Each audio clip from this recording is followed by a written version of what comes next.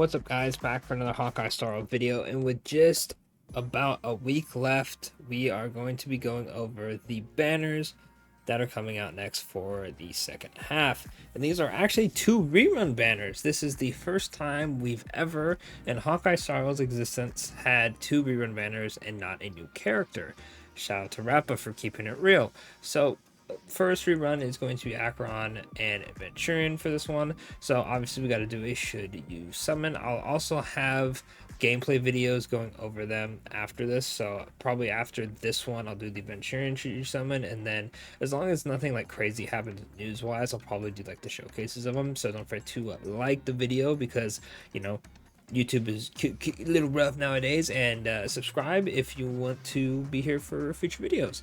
But anyway, let's go over Acheron. So Acheron is a 5-star lightning nihility character. However, her being nihility is interesting because normally when you think of nihility, you think of debuffers or characters who are like dot related characters, right?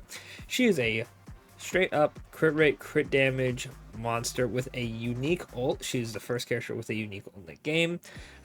She was starting the trend before it became popular, even though we only have one other character who does that. But I mean, anyway, her basic attack is the good old reliable 100% attack single target. Chef's kiss. They cooked with it and they cooked with it again. Don't change what's not broken.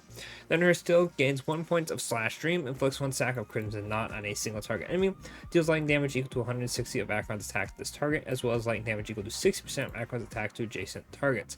The crimson knot stack will go on the character you actually target, by the way. And then her ultimate, right?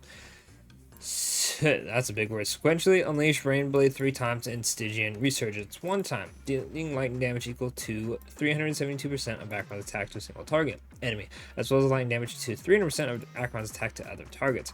Rain Blade, which is going to be pretty much every hit that's not the last, deals lightning damage equal to almost said 2.4. Imagine 24% of Acheron's attack to a single target enemy and removes up to 3 stacks of Crimson Knot from the target. Crimson Knot is removed, immediately deals lightning damage equal to 50% of Acheron's attack to all enemies. For every stack of Crimson Knot removed, the damage multiplier is additionally increased up to a maximum of 60%. Then Stygian Resurgence is going to be the last hit of her ultimate, which deals lightning damage equal to 120 of Acheron's attack to all enemies and removes all Crimson Knot stacks. Crimson Knot cannot be applied to enemies during the ultimate. Then her talent is when Slash Dream reaches 9 points, the ultimate can be activated. During the ultimate, reduce enemies' toughness regardless of weakness type, and reduce all enemies' all-type res pen by 20%, lasting until the end of the ultimate. When any unit inflicts a debuff on any enemy target while using their ability, aka their skill, ult, basic attack, technique, Acheron gains 1 point of Slash Dream and inflicts 1 stack of Crimson Knot to a target. If debuffs are inflicted on multiple targets, then the 1 stack of Crimson Knot will be inflicted on the enemy with the most Crimson Knot stacks. Meaning, if you have a character like, let's say you have like Pela with Pearls, you normal attack, proxy defense slower, you can pretty much pick what target is going to have the most stacks, so you get the most damage out of it. This effect can only trigger once every ability use, meaning if you have something like Kafka's Light Cone, Kafka's skill applying dot will be the first trigger, and that's it. It won't get anything else, so you can't get 2 stacks at once. That'd be a little OP. After enemy target exists on the field or is defeated by an unit while Acheron is on the field, their Crimson Knot stacks will be transferred to the enemy target with the most Crimson Knot stacks on the whole field. This is very nice. It pretty much stops you from just having no stacks whatsoever. But this will not work if the wave isn't changed. So if we go from wave 1 to wave 2, they're all gone, right? Because it counts as all the enemies are gone and you're going into the next phase. Then for her busted as hell technique, immediately attack the enemy at the start of each wave, gains quad relevant ascendance, dealing lightning damage. Damn, she's so extra with these damn names. Do you notice that? Anyway, dealing lightning damage equal to 200% of Acheron's attack to all enemies and reducing toughness of all enemies irrespective of weakness types. When breaking weakness, triggers the lightning weakness break effect. After using the ultimate, Acheron gains 1 point of Slash Dream and inflicts 1 stack of Crimson Knot on a single random enemy. If attacking a normal enemy, immediately defeats them without entering combat. When not hitting enemies, no technique points are consumed. Meaning, if you attack someone who is not an elite enemy, you instantly kill them, and that's that. You just get the rewards and go about your day. This is very good for something like Simulated Universe, when you can just speed through it and not have to worry about fighting the enemy. So she's pretty good for speed run through that stuff. Plus, it just looks really, really cool. Then her bonus abilities. When the ultimate's Rainblade hits enemy targets that have Crimson Knot, the damage dealt by Acheron is increased by 30%, stacking up to 3 times and lasts for 3 turns. And when Stygian Resurgence triggers, additionally deals damage for 6 times. Each time deals lightning damage equal to 25% of Acheron's attack to a single random enemy and is considered as ultimate damage. Then, probably the most important one, when there are 1 or 2 Nihility characters other than Acheron on the team, the damage dealt by Acheron's base attack, skill, and ultimate increases by 115 and 160 of the original damage respectively. Meaning if you have 1 other Nihility character, you get 115. If you have 2, you get an additional 55. Then her last one is Red Oni. When battle starts, immediately gain 5 points of Slash Dream and applied 5 stacks of Crimson Knots to a random enemy. When Slash Dream reaches its upper limit, for every point of Slash Dream that exceeds the limit, gain 1 stack of Quadrivalent Ascendance. Enables Quadrivalent Ascendance to stack up to 3 times. Overall, pretty good bonus abilities, I will say. Then her stat bonuses are 28% attack, 24% crit damage, and 8% lightning damage boost. Big W because it's all stats that increase her damage. Then I never recommend going for dupes, but I will say she probably has one of the more alluring dupes in the game for DPSs. So the first one is when dealing damage to a debuffed enemies, which is pretty much going to be 24/7, increases crit rate by 18%. Then E2, which is probably one of the most important dupes in the game. The number of Nihility characters required for the Trace of the Abyss to achieve its highest possible effect is reduced by 1. When this unit's turn starts, gain 1 point of Slash Dream and inflicts 1 stack of Crimson Knot on the enemy with the most Crimson Knot stacks. So not only, what I always recommend doing, at least for me, is I only go for dupes for character I really, really like, hence Kafka, right? Or dupes that change the character fundamentally. This allows Acheron to not have to worry about bringing 2 Nihility, and you can bring 1 Nihility, as a debuffer to increase her damage, just as like Black Swan, Pela, and you can focus on bringing a support like Bronya, Robin, Ron May, and you get more damage out of it. You're not losing 55% damage, right? Plus, when this character's turn starts, you do get an extra stack, meaning that if you have her Light Cone and E2, you are speeding through her ultimate super quickly, right? Because her ultimate also gives her an extra stack because it applies to debuff, meaning when you go and use her skill, she gets 1 point from her skill, 1 point for a light cone, and then 1 at start of her turn, meaning she pretty much will generate 3 stacks for her ultimate, and her ultimate only needs 9 points.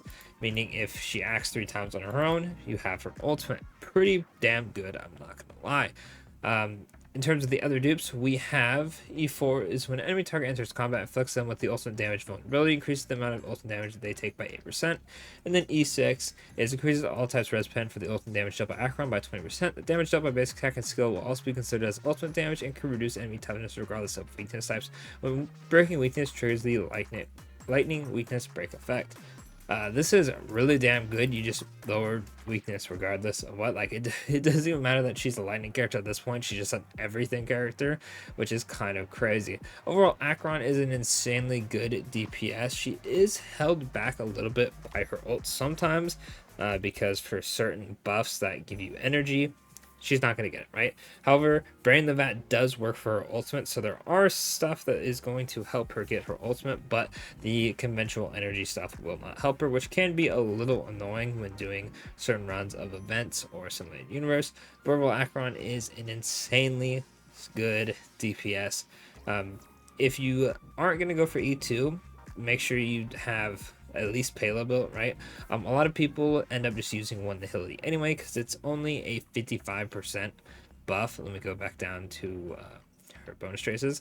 Yeah, so they just go for the 115% damage buff, and they'll go for someone such as Robin, or I did Bronya for the while because I would action advance my Acheron, and then she would get pretty much 6 stacks just instantly, which is almost her ult right then and there. And then I'd have someone like, pay the Black Swan, and then a, so whatever sustain you want to run, and I'd go from there, right?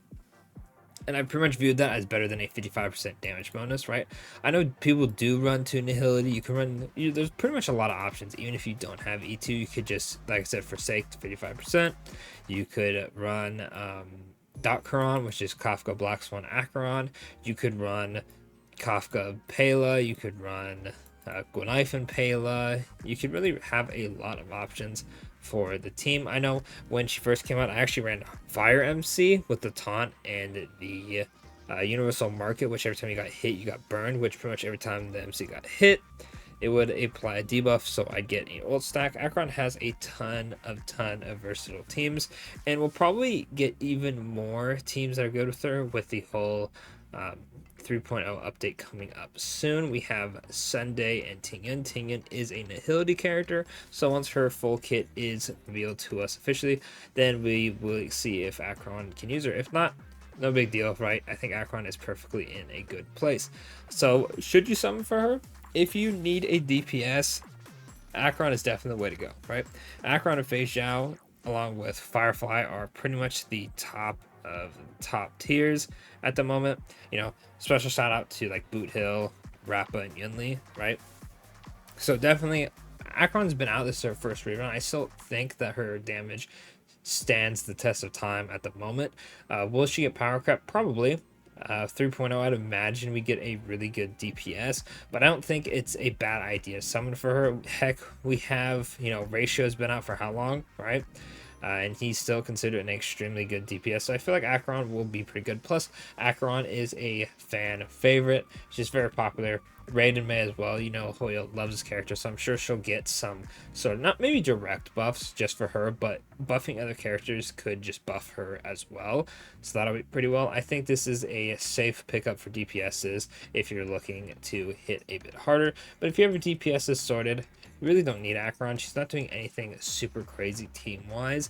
You know, for example, Firefly implants fire weakness, so even if she falls off and is just not good DPS wise, at least she has the fire weakness to fall back on. Acheron really doesn't have anything like that. She's pretty much just mainly damage, so that is something to consider. But on that, that's pretty much going to be it for the video. Let me know if you're going to summon for Acheron or her light cone. Oh, by the way, in terms of light cones, I highly recommend grabbing Acheron's light cone. It is actually a game changer. If you can't, there are a few options. There's a 4-star light cone.